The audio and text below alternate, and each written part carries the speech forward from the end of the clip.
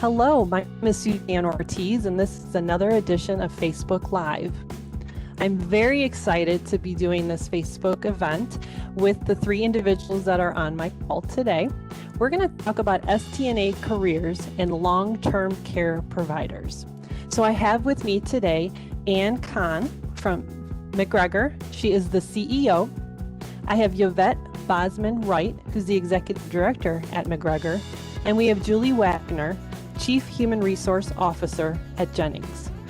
Today's talk is really about STNAs and in long-term care providers. There's been a huge shortage of STNAs in long-term care providers, and today we're going to try to understand why, and from you who are an STNA, how you can get into a long-term care provider. We have some really great information because we have some really great people on the call. So let's go ahead and let's get started. So we're going to start off with Yvette. And Yvette, can you kind of tell me about the life as an STNA in a long-term care provider?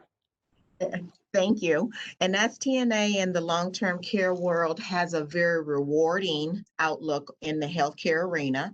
They get to work with various levels of care, from the residents that are totally dependent and need everything from an individual as far as assistance and feeding and so forth and so on. But we also have the STNAs who could move to working with residents who are in assisted living and just need a limited amount of assistance or just general oversight. So within that vast spectrum of being an STNA, you can pick and choose how the type of care or the type of STNA you will want to be. So it kind of gives you choices. You have choices when you looking in to be involved in or be engaged in your career. You do have choices, and then you have the option of moving up if you fulfill that the need of taking care of someone and feel like I want to do more. You have the option of becoming a licensed nurse. But prior to that, as an STNA, you get to work with many individuals on many levels, doing an array of various things. So that's why I think it's rewarding. You're doing a lot for the individuals that need to be here in the long-term care facility.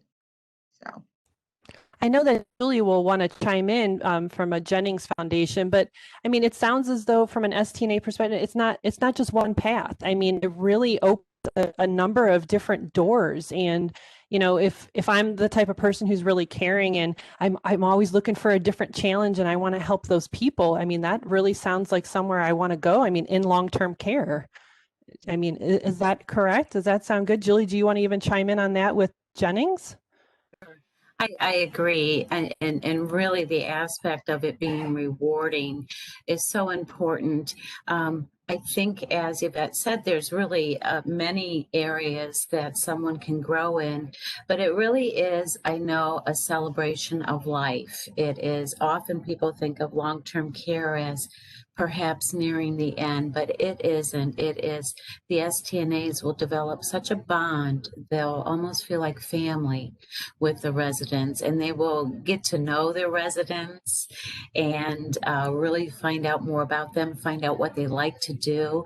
It's just a celebration of their choices and decisions. Yes, we have routine care things that need to be accomplished, but it really is a rewarding bond, and you are helping someone celebrate their everyday life and when you're in long-term care. And I think that is the bond and rewarding piece that other employers can't match. You know, we have that in our field. So long-term care, I mean, that's not a one and done. I mean, that these are individuals who are staying with you. So it's to your point, like the family. I mean, it's like, you know, my mom or my dad or my grandparents. It's just, they're not blood, right? I mean, do you want to chime in a little bit more with that at all? Sure. I think one of the best ways to think about the choice of being in STNA and long-term care is that at the end of every shift, you get to know that you've made a difference in the life of someone else.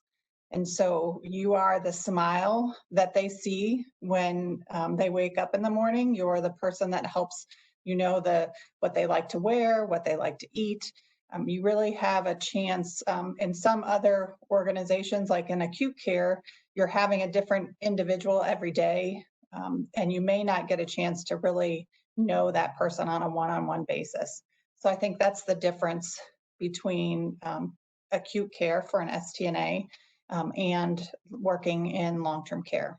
Well, that's really huge. I mean, especially for someone who loves to kind of build relationships, you can kind of say from that standpoint. I mean, really being that caring person and being able to be with someone who really wants to be cared for, wants to be loved in a setting that's probably not as desirable for them, right? Because it's not their home. So, right now we're in a pandemic and we're in COVID. And so I know that STNA is a career that's been very hard for long-term care providers. But as we look at COVID, I mean, how has COVID impacted STNAs in long-term care providers? And do you want to start us off with that? Sure. I think the role of the STNA during COVID has become even more critical to our ability to be able to care safely for our residents. They are our first line of defense for making sure that we keep the virus out of our buildings and protect the residents who live here. They, like I shared just a few minutes ago, they are the loving face and kindness for our residents when they can't see their families every day, because that's the reality that we're living in today. And they are part of the critical component of our care teams to help see the change in condition so that we can treat that medical need right away here on on the campus, so that they don't have to be transitioned to a hospital and possibly have more exposure to the virus because they're leaving our campus. So I think the role of the STNA really has been highlighted during this time. I know I've heard from some of my colleagues, even on the news, about how family members have had to talk through windows. And when you think of someone who's in a long-term care location, I mean, you think about that fact and you think about how, family, you need them when you get into a crisis mode, right? I mean, that closeness is what you need. You need that support system. So having someone that smiling face when you walk in, who knows that person, I'm sure that's huge. Julie, do you want to talk about from a Jennings perspective and how much it's affected? I mean, I'm sure that you have the same type of thing that McGregor had as well.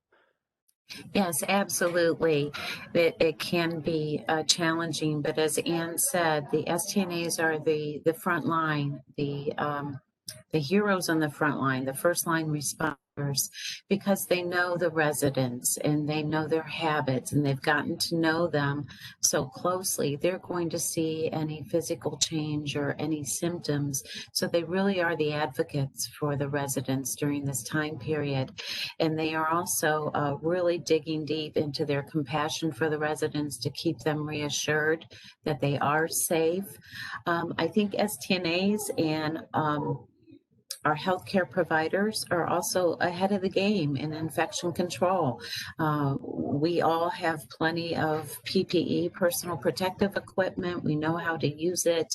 I think the rest of the country is kind of catching up with some of those infection control washing hands, and we are all educated on it. So, just reassuring the residents, keeping our good infection control procedures, and knowing that they need a little bit more compassion and care as they're separated from their families.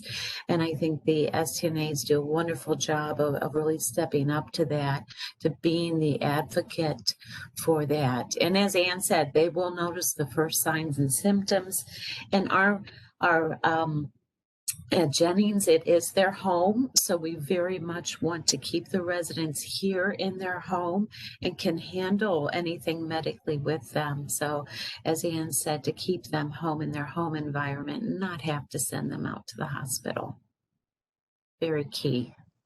Yeah, and you actually a really interesting point. So I know in our Health Industry Solutions Corporate College, we teach STNA, and one of the things our president had asked one of the STNA instructors was, "How are you feeling with COVID?" And she's like, it doesn't faze me. And we were all like, oh my gosh, well, here she was like, listen, I teach hand washing, I teach proper care, I teach what it's like to be in a facility. Regardless of COVID, you have to be careful of the germs and everything that's going on, because you are taking care of someone who potentially has a weak immune system, who, potentially is doing that. So, I mean, I think that you really brought up a really great point, Julie. What adjustments have you made for your STNAs and your staff members, not only in the COVID environment and the previous environment, because we want to make sure our participants are safe. I apologize. You want to make sure that, everyone is safe, your individuals there. So Julie, do you want to chime in on that? And then I would love to go to Yvette to hear from a McGregor standpoint. Sure, we are really caring about our residents, but also our employees right now. And I think that is through good communication, educating them, letting them know what's going on with the COVID pandemic, what our response is, and really reassuring our employees too. And as well as acknowledging that when you are wearing masks or wearing a lot of personal protective equipment, employees are going to need a little bit more breaks. We've got rooms here at Jennings that are called Take a Breath Room.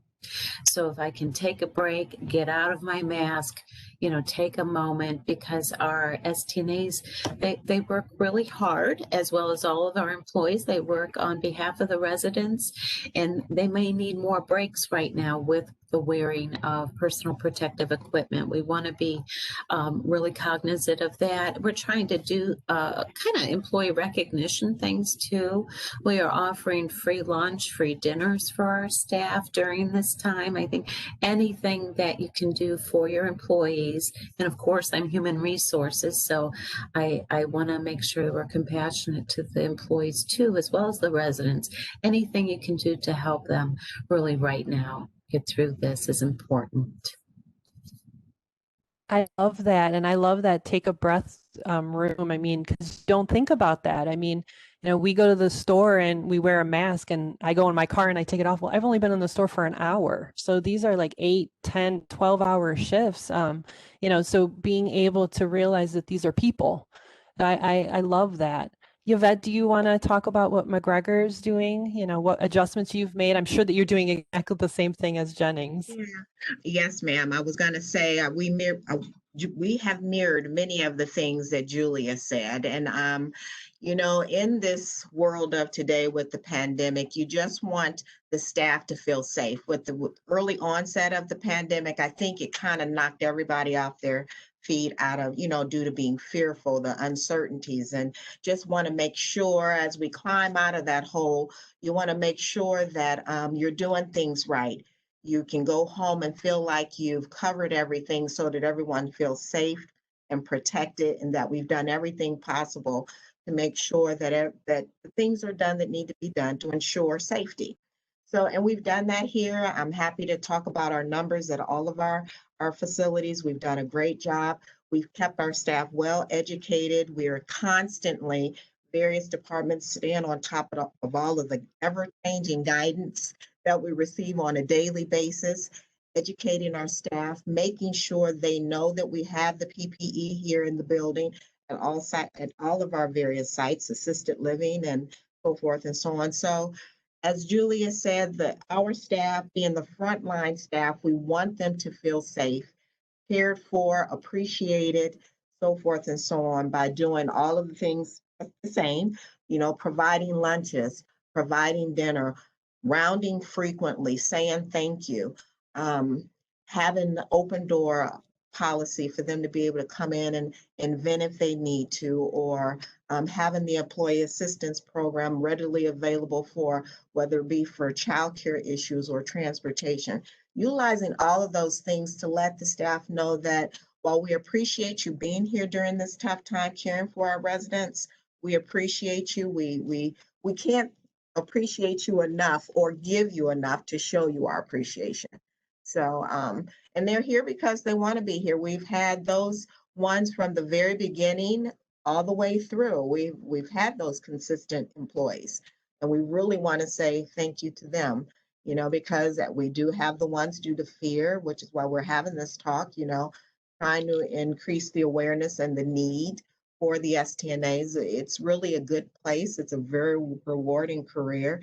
And going through a pandemic, it shows you how we really need you and and want you to know to come in and see it and see for yourself because it's good at this point. I think one of the things that you just chimed in is it's a family, right? I mean, it's Yeah. a family atmosphere. And I love that Anne just unmuted herself because I was actually going to ask, from a CEO perspective, I mean, looking at all the changes that occur too in the state with everything and the levels, being able to funneling that down and making sure that not only are the residents safe, but the staff, I mean, that's a huge call to order from a leadership standpoint. So please, Anne, chime in. Well, I just wanted to reiterate from what Yvette shared. I think when this started in March, we thought this was going to be a sprint, right? I think we were all like, oh, if we can just get to the summer. And then the summer came and some of the, I guess, behaviors that are happening outside of long-term care, for instance, as far as not following some of the CDC guidelines, we recognize that this is going to be a long-term marathon. So that recognition and making sure that our staff know that we have to pace ourselves. We have to make sure that they know that we have resources available for them. The other interesting piece about long-term care is there is frequent testing, which I think is actually a benefit to people feeling safe because they know that everyone that they're working with is tested right now because we're red. Everyone is tested weekly. There is no other provider or no other type of care, hospitals, home care, different types of healthcare providers that actually have to have that level of testing. And so it should hopefully provide additional comfort to our teams as well as our residents and families that we're doing everything we can. And the regulations are changing. They're changing on a weekly basis, sometimes daily, as depending on where the county shifts. And making sure that people have access to that information and understanding why we have to make changes is probably one of our biggest challenges. But I just want to share while I have Yvette on the call. I think we talk about frontline heroes, and it's really our teams working together that have been able to do the work for the last 6 months, obviously.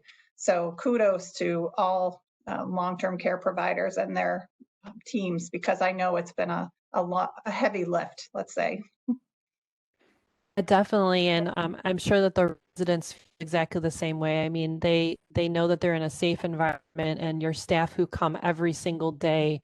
Thank you. I mean, thank you to everyone on this call, all your staff, your team members, because I agree with you that those frontline heroes are true heroes. I mean, we should have capes made for every single one of them. That is definitely for sure. And if they like the tiara and the crowns, they can definitely have those too.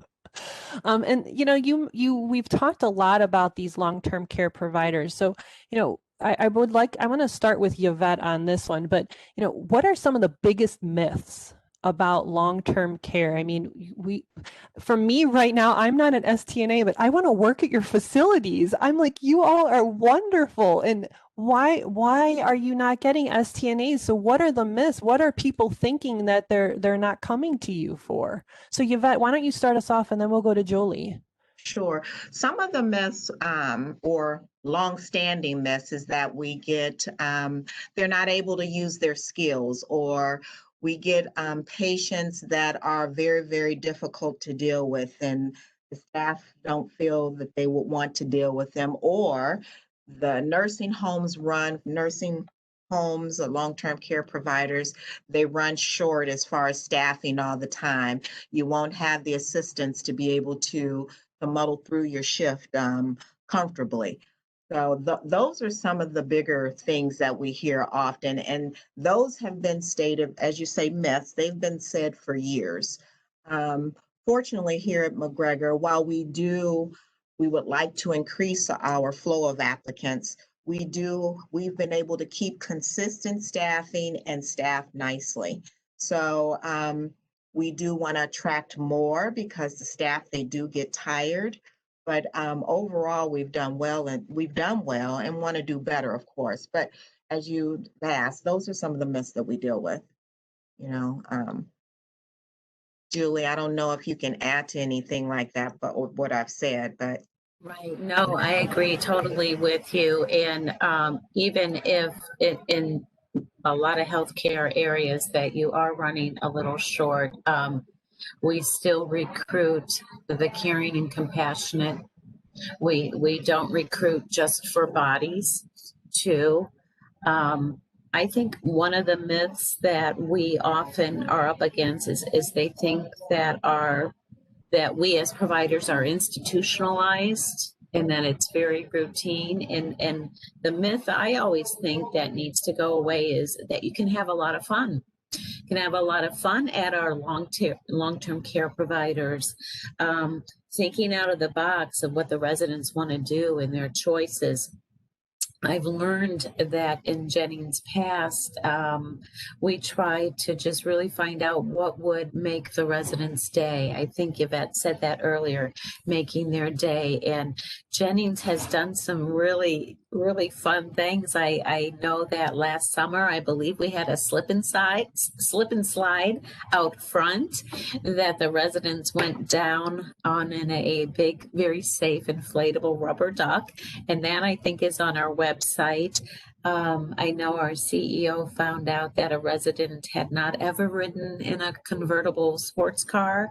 So the next day she took them out for a real fun ride. It's caring for individuals in a long-term care setting, but you can have fun with it too. Even during COVID, there have been restrictions that we have to follow, but I think you can still provide joy to the residents and find out what they want to do. How can we all keep a little bit of hope and sense of humor during this time period till we get back to more of the regular, really, really, again, celebrating the lives of the residents with our employees along with that too as a community. So just really thinking out of the box and those kind of things, that it doesn't have to be routine. And I think as Anne and Yvette said, there's such a spectrum of care in our industry, whether it be home care,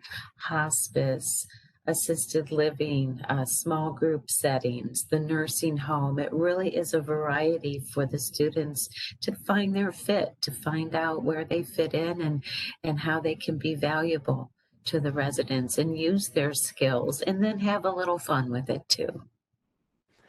I love that. And I think that's so fun. I mean, to have have a love and a desire and being able for someone to listen to you. And I'm sure that though that was a residential story, I'm sure that you all have staff stories that you could, provide. Real quick, I want to go back to Julie before I continue with Anne. From a human resource standpoint, one of the things that you mentioned is you really look for those caring individuals. And, I think about like if I'm writing a resume, I'm sending it in and I'm not meeting anybody. So no one has any idea that I could be the most caring person and I could love more than anyone ever.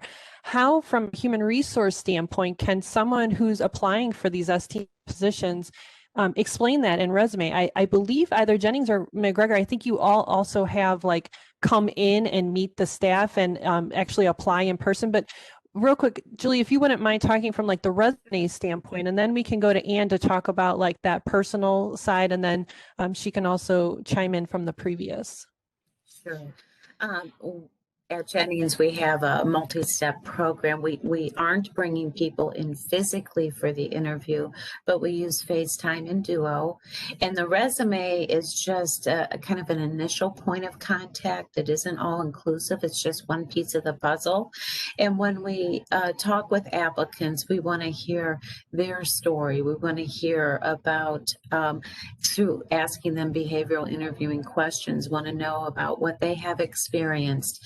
what's their skill set. So a little bit about their clinical skill set or why they're interested in long-term care, but just kind of finding out, really digging deep, finding out more about them and their story and their employment history. So the resume is just a piece of it. I mean, we see resumes that are just wonderful, wonderfully typed. We see them that maybe aren't so good, and that I don't think tells the whole story. It's really going to be the interviews that we do, and yes, we are doing them virtually initially, and it's more than one person. It would be an HR person, and then also usually a clinical manager, to really help the applicant learn more about what they will be doing, and also learn about the hire process that they may have a lot of questions about right now, especially. So it is just one piece of the puzzle. Thank you for that, Julie. Ann, please. So I would say that we have a little different process right now, mainly because we want to remove barriers for individuals to join our team. And so we do have the ability for walk-in interviews for STNAs. So if you are interested in working at McGregor, you can apply at our location. It is in an area that's separate from the resident, so it still meets guidelines from that perspective. But it's important for us to make sure that we don't have any barriers for someone who's looking to join our community. The other part I just wanted to share or add to our last conversation is I think it is really important for individuals that are looking to start their career or maybe change to another provider. There is a difference in providers that offer a continuum. So both Jennings and McGregor are not-for-profit, mission-based organizations. And so our mission of supporting seniors in need and those who serve them. So both the residents and the staff, it's part of our mission and where we want to invest time and resources. So when you join McGregor as an STNA, you have the ability to transition at some point to hospice if that's where you find your love and you want to help families and residents transition at the end of life. You can join home care through our McGregor PACE program.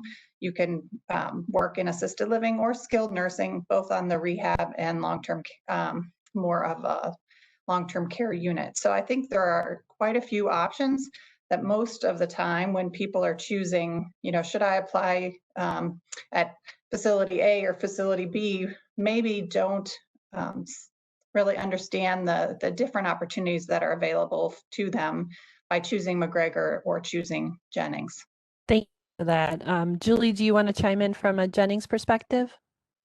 Yes, well, just from a provider perspective in general, McGregor and Jennings, I know, has success stories too of staff that come in as an STNA, and then through programs that McGregor and Jennings have, they will go on to, maybe they have a career interest in being an LPN or being an RN, and we have many success stories like that here.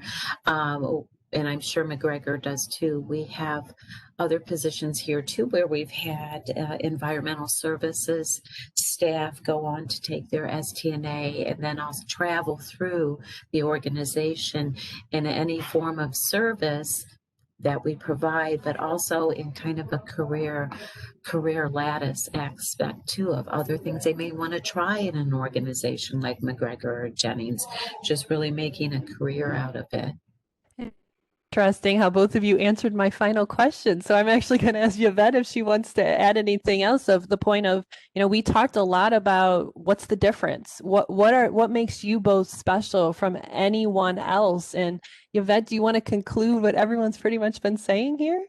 Well, to mirror what both Julie and Ann have said, I think our organizations are different because the programs that we offer to our staff, the environment that we provide to both our staff and residents, and their families, their families leave feeling comfortable that we provide all that the resident needs at this point in their life. So that's comforting to know that we're able to do that and have the families feel like they that they're getting everything that they need. They can go home and be at peace and while allowing us to care for their loved ones. And then for the staff, as Julia said, the programs that both of our organizations offer, from the employee assistance program to maybe tuition reimbursement programs to be able to further your career, whether it be in the clinical side, from the social work side to coming up further along into the administrative arena. So being able to travel the spectrum as an employee, the options available to you, I think is very attractive once you kind of get enmeshed and know what we have to offer. It's just crossing over that kind of barrier, so to speak, or what do you call it? Crossing over to know what is available to you here.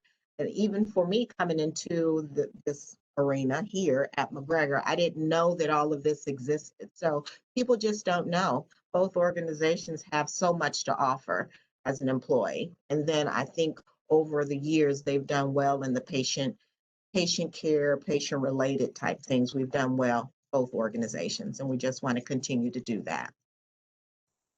Yeah, you know, it's interesting because you think about a lot of people who are starting their career and everyone talks about building the ladder, right? Mhm. And you always think that's like always here, but from what I'm hearing today, I mean, STNA is just that one step, right? That's that foot in the door, and whatever direction you want to go, there's a lot of the opportunities there.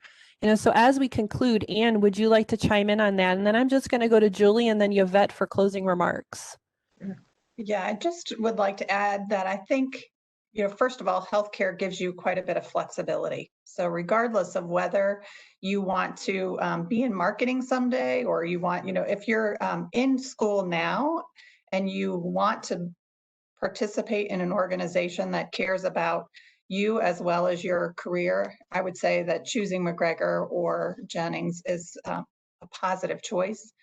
And the flexibility that you have as an STNA to choose when you want to work. You can choose from the standpoint of if you're going to school during the week, you can work on the weekends. We have different shifts. We've, I guess, our willingness to work with you to help you be successful is what we're committed to in this industry, because we are only as good as our people. That's right. And that's the part that I think is a little different maybe from other organizations where we know we need to make sure that our teams are happy and successful and have the resources and supplies to do the work that they want to do. And so that's what I'd just like to add to the end of our conversation. Thank you. Julie, do you want to chime in? I don't think I can add anything to that. I think, Anne, that was so well said. And I'm really glad Anne did bring up that both McGregor and Jennings are faith-based organizations. Not that the employees have to be of the same faith, but I think it adds a different level of compassion and respect for the employees to their benefit. But no, I don't have anything to add, Anne. And I know that Yvette definitely agreed. So Yvette, do you want to add anything else?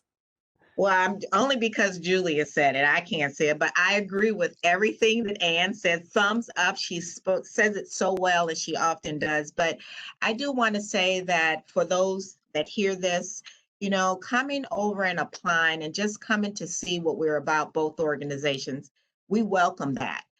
Come and inquire, ask questions. We want people to know what we have to offer. And you don't know unless you come and see and come and ask. So, and good job, but I had to say that piece. You know, and something that I loved about this talk is we have two organizations who most people think you have two organizations on the phone and they're competing, right? They're same services. They're not. They're partnering together because they care, right? I mean, it doesn't matter what side of town you're on. The point is that both Jennings and McGregor care about their staff and their residents. Anne, do you want to chime in? I actually, if you don't mind me just adding one more thing, because I do Please. think what you shared about partnering is really important. And one of the things that we're launching actually next week is our Senior Recruitment Collaborative, which is a partnership across 5 different not-for-profits here in town, from Laurel Lake, which is down in Hudson, all the way to the west side, and Eliza Jennings, as well as McGregor and McGregor Pace and Judson.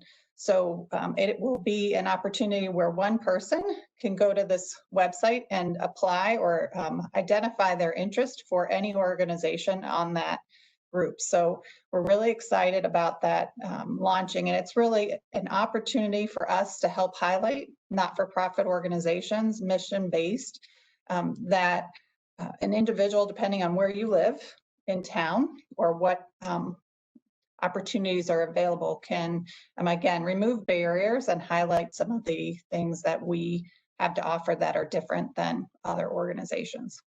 So I just wanted to make sure I highlighted that. Thank you very much for doing that, and I'm so happy that you did. So for those of you who are out there who are looking for a career in long-term care, just so you know, we're going to have all the information on the bottom of this video. We'll have all the websites, including the partnership that Ann just highlighted. Thank you so much to Ann and Yvette from McGregor and Julie from Jennings. This was absolutely valuable. I do hope that those of you who are out there watching this know that there's a place for you at Jennings, McGregor, or any of those other providers. Just know that we're here for you. And to the frontline heroes, again, thank you so much. Again, everything will be at the bottom. We also have health industry solutions. So if you're looking to become an STNA, you can definitely get the education through us, and we will connect you with these wonderful people on the call. So thank you very much and have a wonderful day.